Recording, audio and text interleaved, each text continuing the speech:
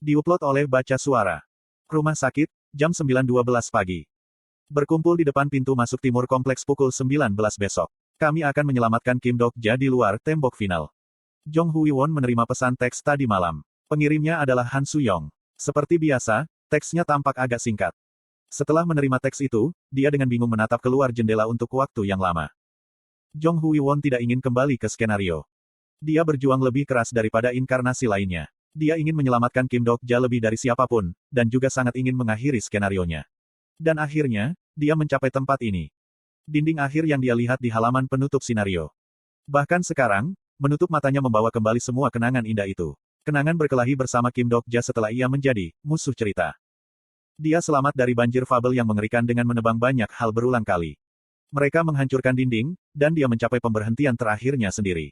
Namun, Han Su-yong sekarang menyuruhnya naik kereta sekali lagi. Dia menyuruhnya pergi ke tempat tembok final sekali lagi.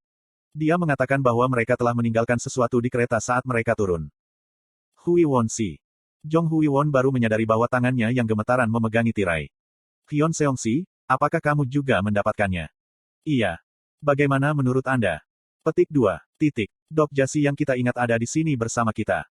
Kim Dok-ja, yang mereka ingat saat ini sedang tidur. Bulu matanya yang melupakan semua tragedi di dunia ini sedikit bergetar. Jong Hui-won diam-diam meletakkan tangannya di atas matanya. Beberapa tragedi akan berakhir menghilang hanya karena mereka tidak terlihat. Kim Dok-ja ini adalah Kim Dok-ja yang mereka ingat.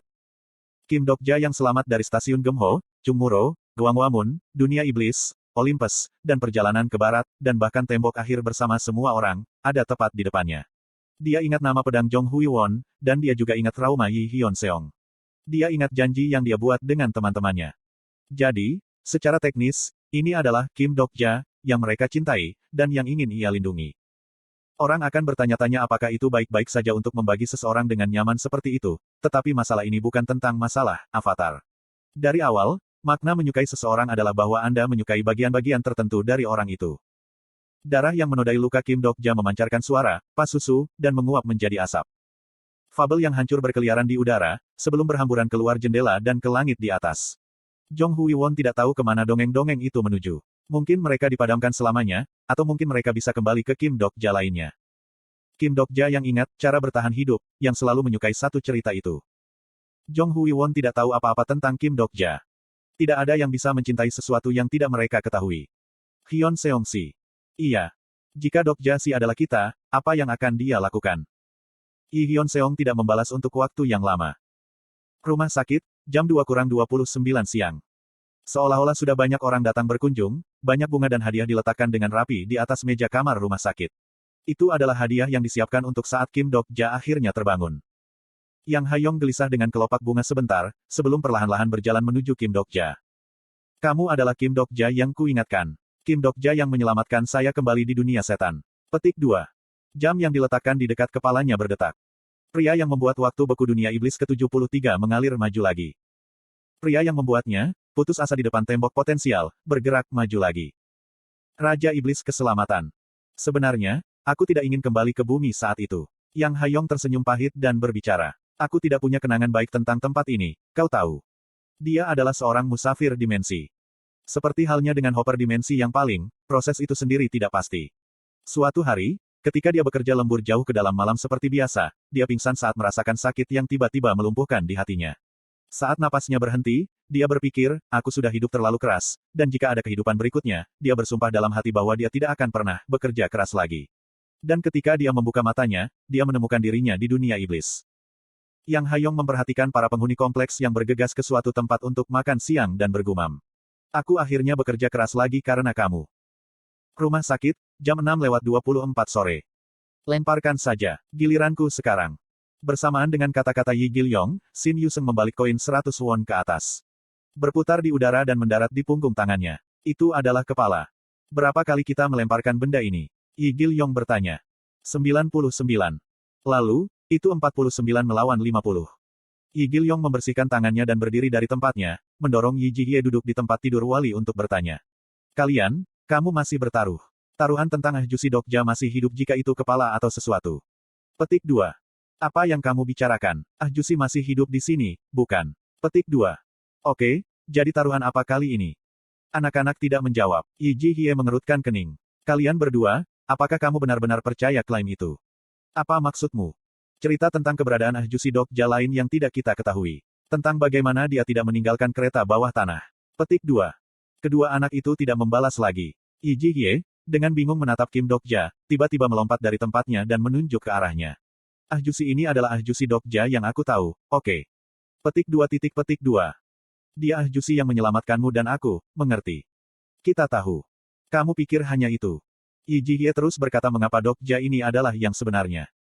Tapi anehnya, dia merasa Kim Dokja semakin menjauh darinya saat argumennya berlanjut. Dan juga, Yi Jihye menggenggam tangan pucat Kim Dokja dengan erat. Itu tidak terasa nyata baginya. Dia nyaris berhasil bertambah tua bersama dengan pemilik tangan ini. Dia belajar kehilangan seseorang yang berharga, dan diajari nilai-nilai yang perlu dia lindungi. Dan entah bagaimana dia berhasil bernapas lagi di dunia yang kacau ini. Kim Dokja juga, pasti sudah mempelajari semua itu dari orang lain. Shin Yuseng bergumam. Petik 2. Ahjusi pasti punya masa kecil juga. Fabel pendiri untuk Raja Iblis Keselamatan, dia adalah Raja Dunia Kingless. Namun, itu adalah awal dari Raja Iblis Keselamatan, bukan Kim Dokja. Kemungkinan besar, awal manusia Kim Dokja tidak semegah itu. Agar ada dengan nama Kim Dokja, cerita seperti apa yang harus dijalani Kim Dokja? Eoni, Shin Suyong bertanya lagi. Apa sekarang? Apakah kamu berencana untuk pergi besok? Kami sepakat untuk tidak melakukannya, bukan? Tapi, kamu masih pergi, kan? Tidak, aku tidak akan. Saya tidak ingin kembali ke skenario lagi. Petik 2. Yi Jihye memandangi kepala anak-anak dari atas yang telah tumbuh lebih tinggi bahkan sebelum dia menyadarinya. Mereka adalah anak-anak yang masih harus dia rawat. Shin Yuseng dan Yi Gilyong diam-diam menatapnya, sebelum gadis itu mengulurkan tangannya. Nuna, kamu mau mencobanya? Yi Gilyong bertanya. Yi Jihye tanpa kata menatap koin yang digenggam di tangannya. Kemudian, perlahan-lahan melemparkannya ke udara. Itu berputar dan telapak tangannya menggenggamnya lagi. Namun, dia tidak bisa membuka tangannya. Eoni. Sensasi koin yang ditangkap di tangannya, dia tidak bisa memastikan apakah itu kepala atau ekor, tetapi tanpa keraguan, koin itu memang ada. Apa kamu baik-baik saja? Yi Jihye merasakan tekstur koin di tangannya untuk waktu yang lama. Rumah sakit, pukul 10.48 PM. Orang pertama yang membuka mulutnya adalah Yu Sang-ah. Level Fabel masih turun lebih rendah. Seolah kehancuran bentuk kehidupan yang seharusnya normalnya memakan waktu beberapa dekade terjadi sekaligus, darah Kim Dokja terus menguap. Yi Su-gyeong bertanya, Seol Huasi, apakah ada cara untuk seperti yang sekarang? Tidak bisakah kita menggunakan metode yang digunakan untuk menyelamatkan kita berdua? Seperti, memperbaiki dongeng. Petik 2. Yi Seol Hua menghela nafas dengan lembut dan berbicara sambil mengalihkan pandangannya ke arah Yu Sang-ah.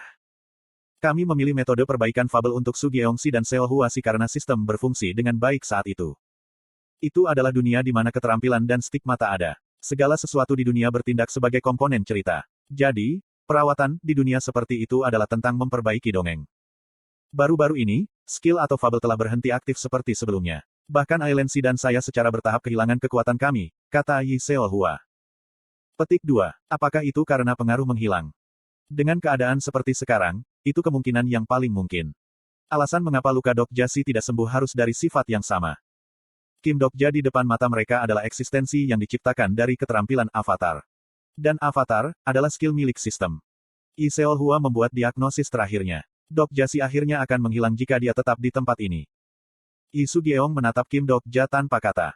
Dunia yang dia habiskan sepanjang hidupnya untuk membangun sekarang membunuhnya. Seolah-olah, dunia di mana cerita itu berakhir tidak lagi membutuhkan Kim Dokja.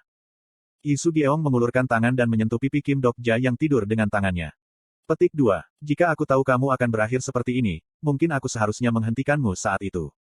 Saat tangannya yang panjang menyentuh pipinya, sebuah dongeng mekar di antara keduanya. Itu adalah kisah tentang dua orang yang bertarung di dalam kastil hitam.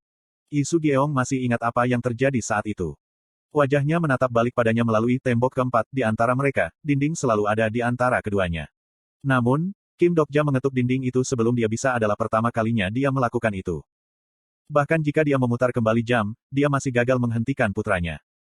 Yi Su-gyeong menatap Kim Dokja untuk waktu yang lama sebelum memegang tangan putranya, tangan yang selalu mencintai buku. Kemungkinan besar, Kim Dokja yang lain masih sibuk, bergulir, dengan tangan-tangan ini saat naik kereta bawah tanah. Mungkin aku seharusnya tidak memberimu nama Dokja.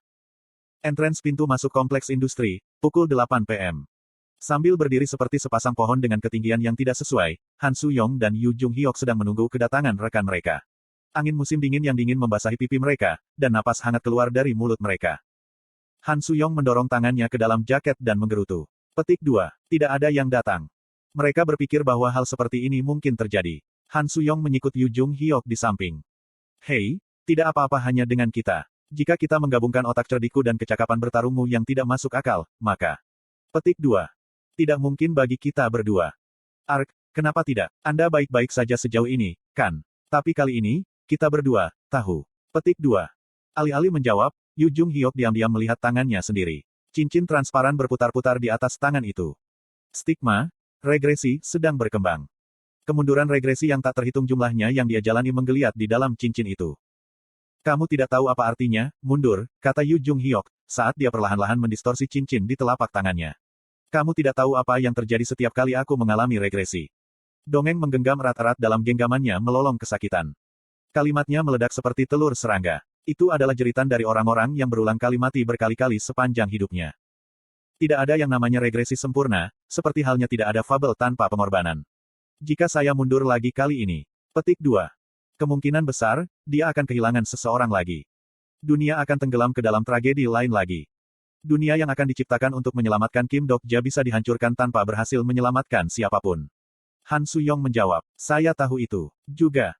Dia mengalihkan pandangannya ke pintu masuk kompleks dan melanjutkan. Sejak kapan itu, beberapa bayangan panjang mendekat ke mereka di bawah cahaya musim dingin yang dingin. Orang-orang itu juga tahu itu. Sirip. Jika Anda menemukan kesalahan tautan rusak, konten non-standar, harap beritahu kami sehingga kami dapat memperbaikinya sesegera mungkin.